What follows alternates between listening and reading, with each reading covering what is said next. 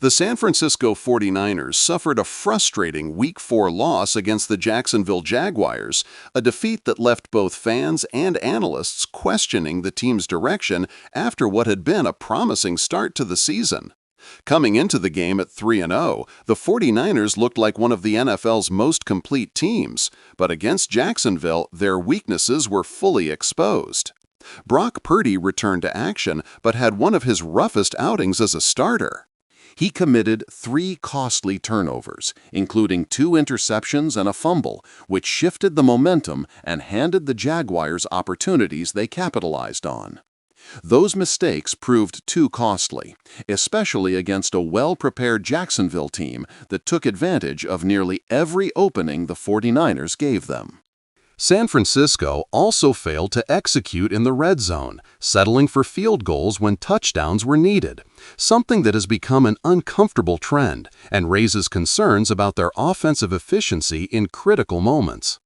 The defense, usually the backbone of the team, struggled badly without Nick Bosa. With their star pass rusher lost for the season due to a torn ACL, the unit could not generate consistent pressure. Against the Jaguars, the 49ers went the entire game without recording a sack or even a quarterback hit, a stunning drop-off from the level of play they've had in recent years. Without pressure on Trevor Lawrence, the secondary was left exposed, and Jacksonville's receivers were able to find space and convert big plays. The absence of Bosa is not just about losing a player, it's about losing the disruptive presence that changes how opposing offenses game plan.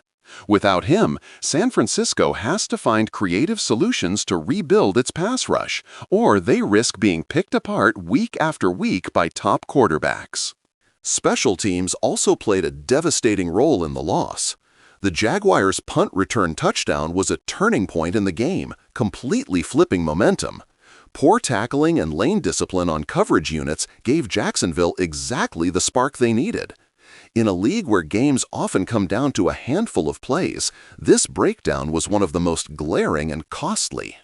On top of that, penalties on special teams wiped out good field position, adding another layer of frustration to a unit that simply has not been sharp enough. When the offense and defense are already struggling, mistakes in the third phase of the game become backbreakers, and that was exactly the case in Week 4. Injuries are piling up for the 49ers, and this game only made things worse. Ricky Pearsall and Jawan Jennings both dealt with issues during the contest, further thinning the receiving group.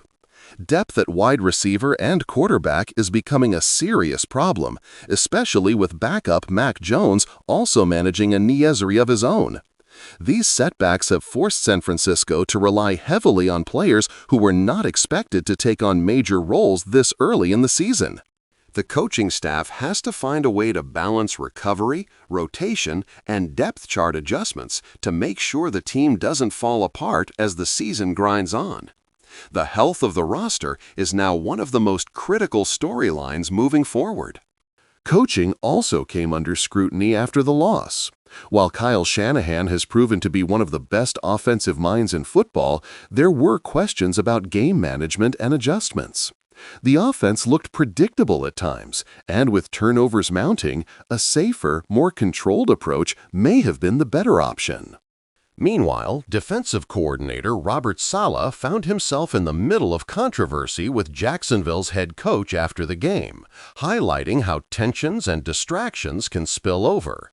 Coaches have to make sure the focus remains on the game itself, and the 49ers cannot afford to let outside noise distract from preparation and execution. So, what should the 49ers do next to bounce back from this Week 4 loss? The first priority must be addressing ball security. Purdy and the offense need to emphasize smarter decision-making, particularly in high-leverage moments. Short, high-percentage passes, a stronger commitment to the run game, and disciplined ball protection from all skill players must become the standard. Even cutting turnovers in half would dramatically increase their chances of winning, especially since their defense no longer has the luxury of consistently bailing them out with pressure and takeaways. Next, the 49ers must completely rethink their pass rush strategy. Without Bosa, they need to create pressure by committee. That could mean sending blitzes from linebackers and safeties, dialing up stunts and twists on the defensive line, and rotating players more aggressively to keep them fresh. They can no longer rely on a single superstar to dominate the edge, so creativity and aggressiveness must take over. It may not replicate Bosa's impact, but it can at least keep opposing quarterbacks uncomfortable. Special teams require a full reset. This unit has been inconsistent for too long, and the Jaguars exploited it to maximum effect. The team needs to reevaluate assignments, improve tackling fundamentals, and perhaps even shuffle personnel to stabilize coverage units.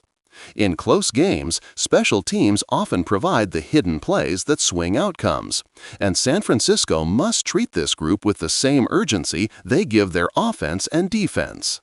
Managing injuries and maximizing depth is another crucial step. The 49ers must be cautious with their stars, making sure not to rush anyone back too soon, while also building trust in their backups by giving them meaningful reps. Adjustments to the playbook may also be necessary if key receivers are sidelined, shifting more responsibility to tight ends and running backs in the passing game. Creative rotations and smart game planning can help mitigate the damage until the roster is healthier. Finally, the coaching staff must send a clear and unified message of accountability and focus. Mistakes happen, but when they stack up across every phase of the game, they point to a lack of discipline. The team needs to emphasize situational football in practice, reviewing and correcting every critical breakdown, and holding players accountable. With strong leadership and a sharp focus on execution, the 49ers can re-establish their identity. Looking ahead, the 49ers' schedule does not get any easier, with games against tough opponents that will test their resilience. This stretch of the season could determine whether San Francisco remains in the playoff hunt or begins to slide backward in the NFC standings. They have the talent to recover, but only if they make the necessary adjustments quickly. The next few weeks will reveal whether this team can handle adversity and find solutions, or whether the flaws exposed in Week 4 will continue to haunt them. The loss to the Jaguars was a wake-up call. It reminded the 49ers that talent alone cannot carry them through the season. Execution, discipline, health, and adaptability will decide their fate. If they can clean up turnovers, find creative defensive solutions, fix special teams, and manage their roster wisely, they still have the ability to be a contender. But the clock is ticking, and their margin for error is shrinking fast.